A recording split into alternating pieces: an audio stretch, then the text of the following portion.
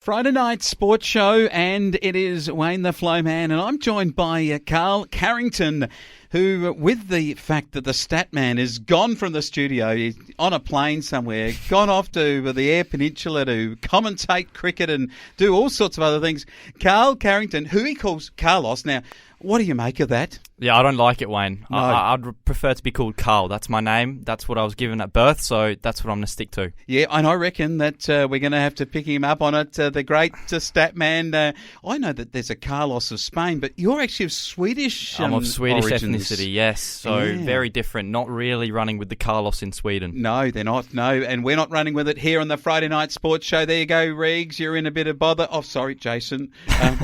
Won't go with that nickname there for him. Let's have a look at women's sport as we do each week, and there's so much happening in the AFLW. And last week, in some pretty competitive matches, the Adelaide Crows girls, 8-13-61, they absolutely pulverised the Saints 1-8 in a one-sided affair, to say the least. It wasn't great kicking for the Crow girls, but they were so far better than St Kilda, it was hard to watch. Yeah, it definitely was, and the Crows once again proving that they're going to be up and about this year and playing finals, definitely. Erin Phillips impressed again.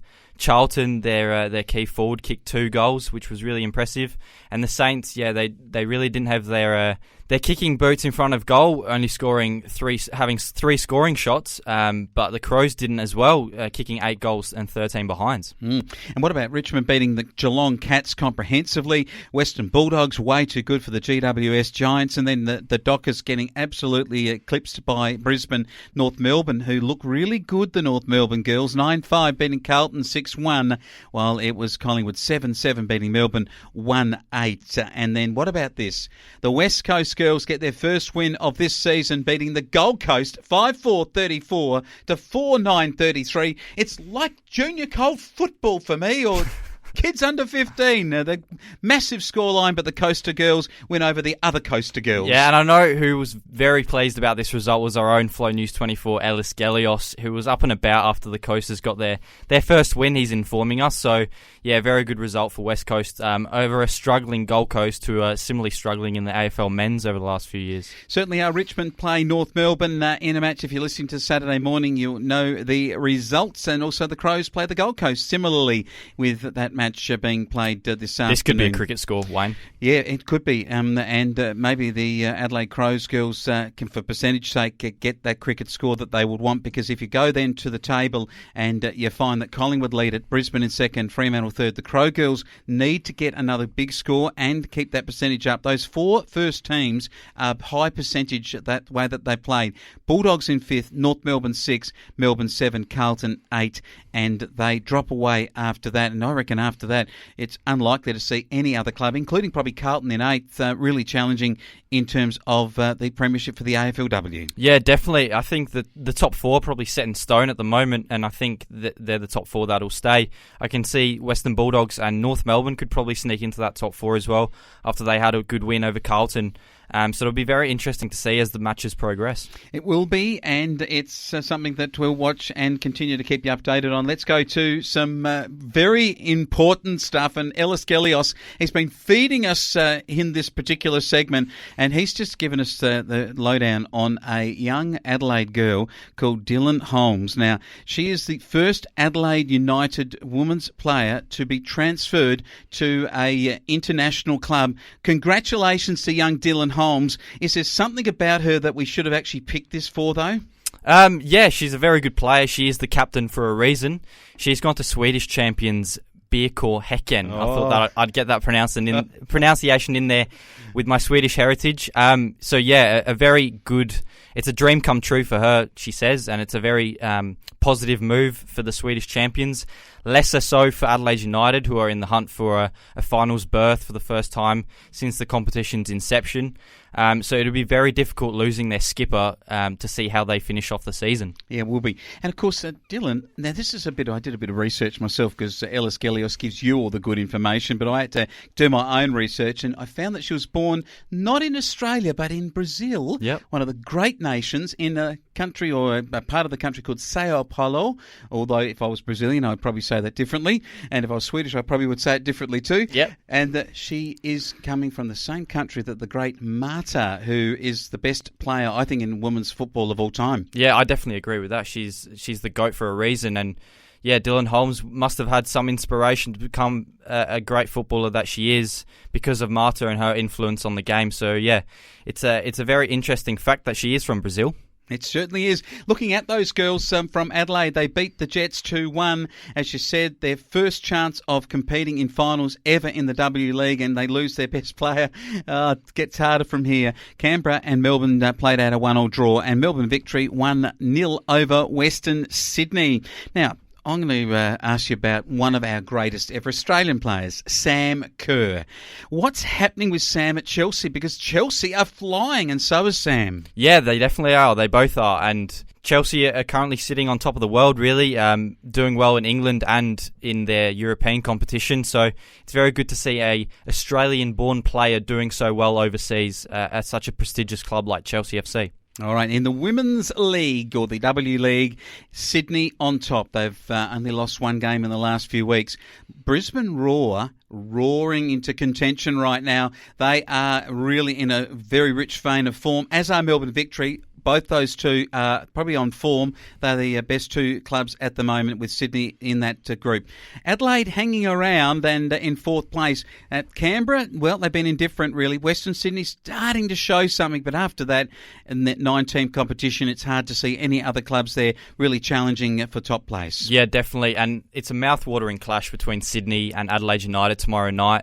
It's Dylan Holmes' farewell game, so she'll be up for it, and so will her teammates, definitely. One person or one player who could be stepping into her shoes as the main girl at Adelaide United could be Chelsea Dorber.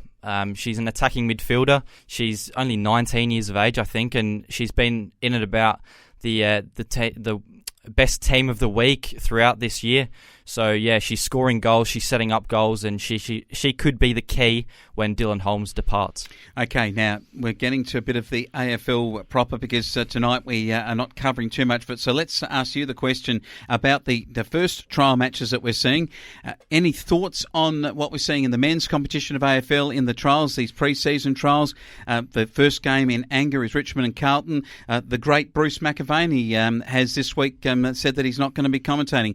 So here we go with a really different 2021 season for AFL men's. Yeah, there's plenty of talking points, no less than beginning last night with Carlton versus St Kilda. St Kilda had a very good performance, winning against the Blues 125-99. It was the first proper implementation of the man on the mark rule, which caused plenty of headaches for some players who were stepping off the mark and weren't taking it into account. So it'll be interesting to see how that progresses. And then obviously with the real stuff coming up, it'll be sad to not have Bruce Macavaney calling the games, and interesting to see how Hamish McLaughlin and the likes of BT step into it and fill his role. Yeah, you can't really feel such a special commentator, but he is one that started his career in racing, would you believe, in Adelaide, in Channel 7, and then went into SANFL commentary. I can recall Bruce commentating the first season that he actually joined the Channel 7 commentary team back in the day where you watched the highlights of the football games, because that you actually were out at your country football game, and that night on the TV, an hour and a half of two games came on, and you were that excited. And Bruce Macavaney knew from day one when he started calling football, this guy is so good to listen to. And I think over the years he honed his skills, particularly with the Olympic Games and the Kathy Freeman call and so forth, his athletic ability to commentate. I notice even in a lot of YouTubes that are shared around the world in athletics that Bruce is actually the commentator that they pick for great moments, because his calls of the great Usain Bolt and so forth, he has been magnificent. He's not giving up that part of his commentary. He's going to be with the Olympics, hopefully, if he can get into Tokyo. But Bruce, from an AFL point of view, was picked up by the VFL. Incredible commentator, and our very best wishes to Bruce Macavaney. I just want to put this to you, Wayne. We have had a bit of a discussion. Myself, Jason, Ellis and Dan have spoken about him compared to Dennis Comedian. I just want to weigh in on what your thoughts on that are. Two different commentators. Bruce, the consummate researcher, Dennis Cometti, the consummate comedian. He was Cometti the comedian. He would find the very, very best point of that game, and it could be the out of bounds, centimetre perfect, all those sorts of things, and he honed those skills to be a great voice on commentary. I think he's a better voice than Bruce. I think Bruce's research and his ability to bring that moment where it just feels like the tintillating, if you like, the hair stands up on your arm, as I'm delicious. That delicious moment when you watch a player who's never played a game before and he kicks his first goal and they take the mum and dad in the grandstand picture and Bruce comes in with a comment right there. Yep. Is Bruce Macavaney at his best? But Dennis Cometti at his best. I think is the best commentator of AFL.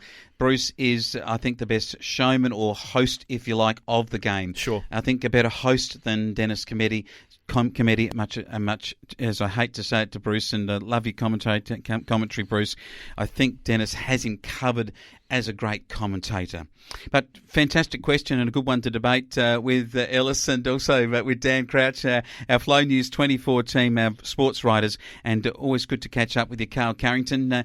Anything else in store for us this weekend? I'm just looking forward to seeing how the Adelaide United girls go and the rest of the AFL pre-season kicking off with Collingwood versus Richmond tonight. Okay, now what's that pronunciation of that Swedish town that Dylan Holmes is going to? BK Häcken. All right, there you go. We're not calling him Karl Oss, we're calling him Karl Carrington here on the Friday Night Sports Show. Thank you, Wayne.